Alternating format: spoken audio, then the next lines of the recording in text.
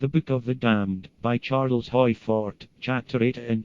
The next instance was reported by W.B. Tripp, Fellow of the Royal Meteorological Society, that, during a thunderstorm, a farmer had seen the ground in front of him ploughed up by something that was luminous. Dug.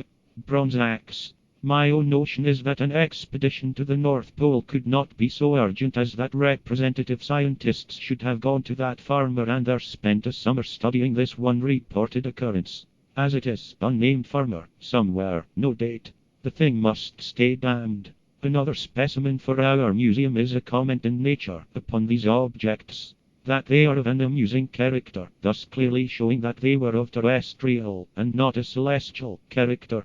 Just why celestiality, or that of it which, too, is only of intermediateness should not be quite as amusing as terrestriality is beyond our reasoning powers, which we have agreed are not ordinary. Of course there is nothing amusing about wedges and spheres at all, or Archimedes and Euclid are humorists. It is that they were described derisively. If you'd like a little specimen of the standardization of orthodox opinion, American Meteorological Journal, Volume 4, page 589.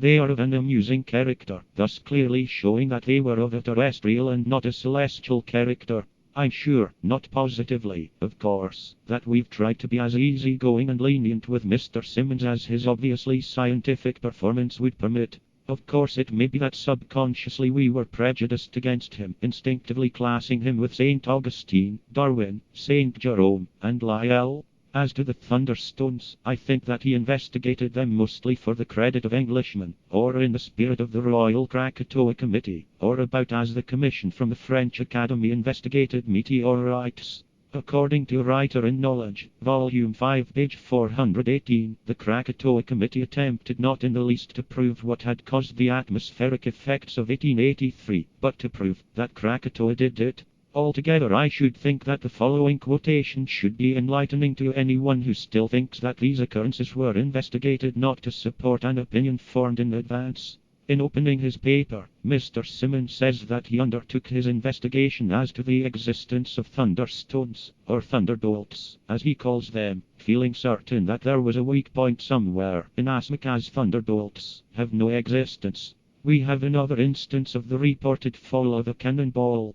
It occurred prior to Mr. Simmons' investigations, but it not mentioned by him. It was investigated, however, in the Proceedings of the Royal Society of Edinburgh, Volume 3, page 147, is the report of a thunderstone, supposed to have fallen in Hampshire, September 1852. It was an iron cannonball, or it was a large nodule of iron pyrites or bissulfate of iron. No one had seen it fall. It had been noticed upon the garden path for the first time after a thunderstorm.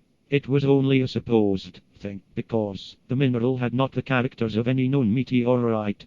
In the London Times, September 16, 1852, appears a letter from Mr. George E. Bailey, a chemist of Andover, Hampshire. He says that, in a very heavy thunderstorm of the first week of September 1852, this iron object had fallen in the garden of Mr. Robert Dowling, of Andover, that it had fallen upon a path within 6 yards of the house. It had been picked up immediately after the storm by Mrs. Dowling. It was about the size of a cricket ball, weight 4 pounds. No one had seen it fall. In the Times, September 15th, there is an account of this thunderstorm, which was of unusual violence.